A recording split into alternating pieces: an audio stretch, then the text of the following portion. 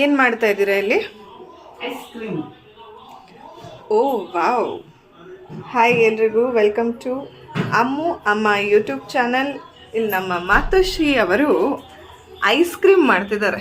ಬನ್ನಿ ನೋಡೋಣ ಹೇಗೆ ಮಾಡೋಣ ಅಂತ. ಯಾವ ಹಾಲು? ಸ್ಪೆಷಲ್ ಹಾಲು ಯಾವುದಾದ್ರೂ ತಗೋಬೋದು.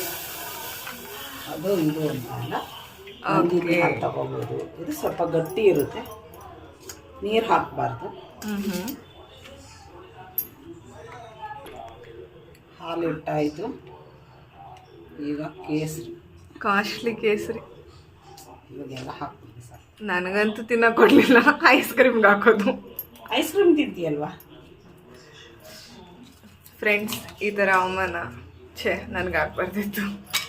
ಏನು ಮಾಡೋದು, ಚೆನ್ನಾಗಿ ಮಿಕ್ಸ್ ಮಾಡಬೇಕು.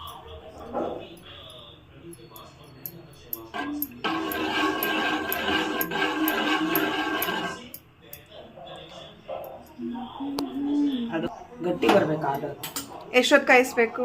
ಎಷ್ಟೊತ್ತಲ್ಲ, ಗಟ್ಟಿ ಬರೋ ಗಂಟ ಕಾಯಿಸ್ಬೇಕು. ಓಕೆ, ಅಷ್ಟರಲ್ಲಿ ನಾವು ಅದಕ್ಕೆ ಹಾಕೋಂಥ ಬೇರೆ ಇಂಗ್ರೀಡಿಯೆಂಟ್ಸ್ನ ರೆಕಾರ್ಡ್ ಮಾಡೋಣ. 2 ಬಾದಾಮಿ ಪೌಡ್ರು. ಏನಿದೆ ನನಗೆ ಗೊತ್ತಿಲ್ಲ. ಬಾದಾಮಿ ಪೌಡರ್, ಅದು ಬಾದಾಮಿ ಪೌಡರ್. ಗೋಡಂಬಿ, ಪಿಸ್ತಾ, ಬಾದಾಮಿ, ಇದನ್ನು ರುಬ್ಕೋಬೇಕು. ಆಮೇಲೆ 1 ಕಪ್ ಸಕ್ಕರೆ, ಏಲಕ್ಕಿ, ಕುಟ್ಟಿರೋಂಥ ಏಲಕ್ಕಿ ಅರ್ಧ ಸ್ಪೂನ್. ಇವಾಗ ಒಂದು ಮಿಕ್ಸಿ ಜಾರ್ ತಗೊಂಡು ಚಿಕ್ಕ ಗೋಡಂಬಿ, ಪಿಸ್ತಾ, ಬಾದಾಮಿ ಹಾಕಿ ದಪ್ಪ ದಪ್ಪ ಬಾಯಿಗೆ ಸಿಕ್ಕಿದ್ರೆ ಚೆನ್ನಾಗಿರುತ್ತೆ.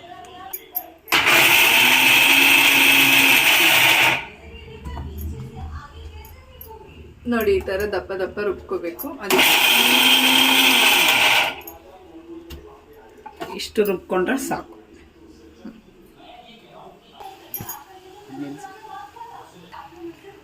ಸಕ್ಕರೆ, ನಮ್ಮ ಮನೇಲಿ ಸ್ವಲ್ಪ ಸಕ್ಕರೆ ಕಮ್ಮಿ ತಿಂತೀವಿ, ಅದರಿಂದ 1 ಕಪ್ ಸಕ್ಕರೆ. ಅದು ಸ್ವೀಟ್ ಸರಿಯಾಗಿರುತ್ತೆ. ನಿಮ್ಗೆ ಜಾಸ್ತಿ ಬೇಕಂದ್ರೆ ಜಾಸ್ತಿ ಬೇಕಾಗಲ್ಲ, ಸಾಕಾಗುತ್ತೆ ಅಷ್ಟೆ. ಚೆನ್ನಾಗಿ ಗಟ್ಟಿ ಆಗಬೇಕು. ಸ್ವಲ್ಪ ಕನ್ಸಿಸ್ಟೆನ್ಸಿ ನೋಡ್ಕೊಳ್ಳಿ. ಹಾಲಿಗೆ ನೀರು ಹಾಕಬಾರ್ದು, ಹಾಗೆ ಬಾಯ್ಲ್ ಮಾಡಬೇಕು. ನಾವು 4 ಜನ ಇರೋದ್ರಿಂದ 1/2 ಲೀಟರ್ ಹಾಲು ಸಾಕಾಗುತ್ತೆ. ನೀವು ಎಷ್ಟು ಕ್ವಾಂಟಿಟಿಯಲ್ಲಿ ಮಾಡ್ತೀರಾ ಅದ್ರ ಮೇಲೆ ತೊಗೊಳ್ಬೋದು. ಇವಾಗ ಇಲೈಚಿ ಪೌಡರ್, ಕೊಟ್ಟಿರೋಂಥ ಏಲಕ್ಕಿ ಪುಡಿನ ಹಾಕಿ ಮಿಕ್ಸ್ ಮಾಡ್ಕೊಳ್ಳಿ. ಇದು ತಿರುಗಿಸ್ತಾ ಇರಬೇಕು, ಇಲ್ಲಾಂದ್ರೆ ಕೆಳಗಡೆ ತಳ ಹಿಡಿದು ಬಿಡುತ್ತೆ. ಇದಕ್ಕೆ ಸ್ವಲ್ಪ ಇದೇ ಹಾಲು ತಗೊಂಡು ಮಿಕ್ಸ್ ಮಾಡ್ಕೋಬೇಕು. ಹಂಗೆ ಪೌಡ್ರ್ ಹಾಕಿದ್ರೆ ಒಳಗಡೆ ಗಂಟೆ ಆಗೋಗುತ್ತೆ ಬಾದಾಮ್ ಪೌಡ್ರು. ಅದಕ್ಕೆ ಸ್ವಲ್ಪ ಹಾಲು ಹಾಕ್ಕೊಂಡು ಚೆನ್ನಾಗಿ ಮಿಕ್ಸ್ ಮಾಡಿ.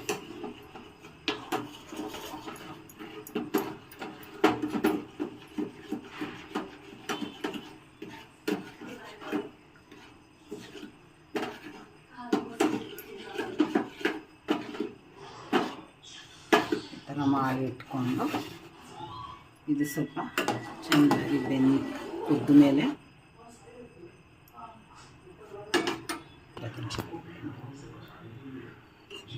ಮಿಲ್ಕ್ ಸ್ವಲ್ಪ ಈ ಥರ ಕನ್ಸಿಸ್ಟೆನ್ಸಿಲಿ ಬರಬೇಕು. ಸ್ವಲ್ಪ ಆದರೂ ರನಿ ಇದೆ, ಬಟ್ ಬಾಯ್ಲ್ ಮಾಡ್ತಾ ಮಾಡ್ತಾ ಸರಿ ಹೋಗುತ್ತೆ.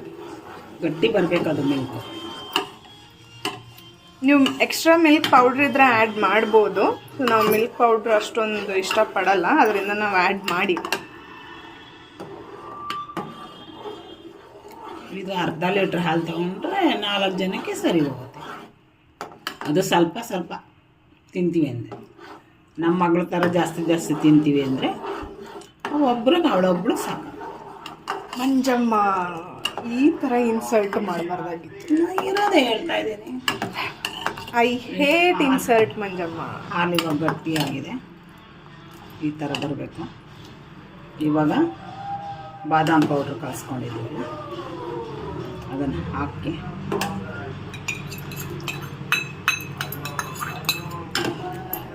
ಅದನ್ನು ಚೆನ್ನಾಗಿ ಗಟ್ಟಿ ಮಾಡಬೇಕು, ಕುದಿಸ್ಬೇಕು ಚೆನ್ನಾಗಿ.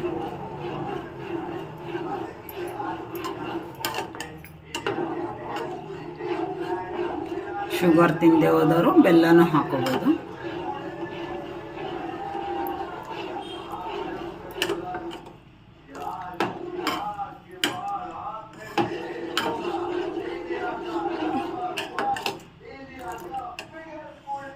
ಇನ್ನು ಸ್ವಲ್ಪ ಕುದಿಬೇಕಿದೆ.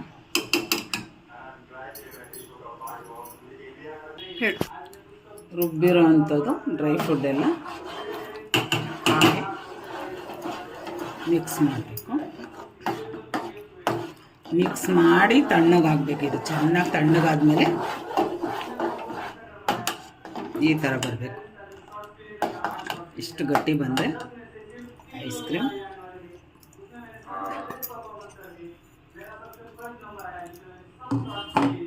ಡ್ರೈ ಫ್ರೂಟ್ ಹಾಕಿದ್ಮೇಲೆ ಒಂದು 2 to 3 ಮಿನಿಟ್ಸ್ ಮಾತ್ರ ಬೇಕ್ ಮಾಡಿ, ಇಲ್ಲಾಂದರೆ ಡ್ರೈ ಫ್ರೂಟ್ ಫ್ಲೇವರ್ಸ್ ಎಲ್ಲ ಇನ್ಫ್ಯೂಸ್ಡ್ ಆಗಿಬಿಡೋದು.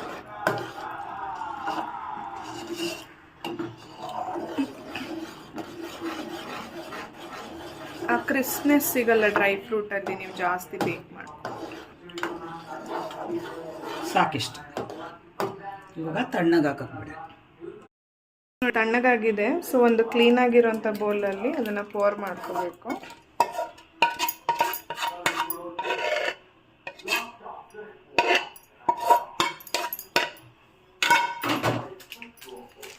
ಪೋರ್ ಮಾಡ್ಕೊಂಡ್ಮೇಲೆ ಅದ್ರ ಮೇಲೆ ಒಂದು ಕ್ಲೀನಾಗಿರೋಂಥ ಬಟರ್ ಪೇಪರ್ ಇಲ್ಲಾಂದರೆ ಕ್ಲೀನ್ ರ್ಯಾಪ್ನ ಹಾಕೋಬೋದು. ನನ್ನ ಹತ್ರ ಬಟರ್ ಪೇಪರ್ ಇದೆ. ಏನಕ್ಕಂದರೆ ಮೇಲೆ ಬಬಲ್ ಫಾರ್ಮ್ ಆಗಬಾರ್ದು ಮತ್ತು ಫ್ರಾಸ್ಟಿಂಗ್ ಆಗಬಾರ್ದು ಅಂಥೇಳಿ, ಹಾರ್ಡಾಗಿ ಐಸ್ ಆಗೋಗುತ್ತಲ್ಲ ಆ ಥರ ಆಗಬಾರ್ದು ಅಂತೇಳಿ ಹಾಕಿರೋಂಥದ್ದು. ಆಮೇಲೆ ಕವರ್ ಮಾಡಿ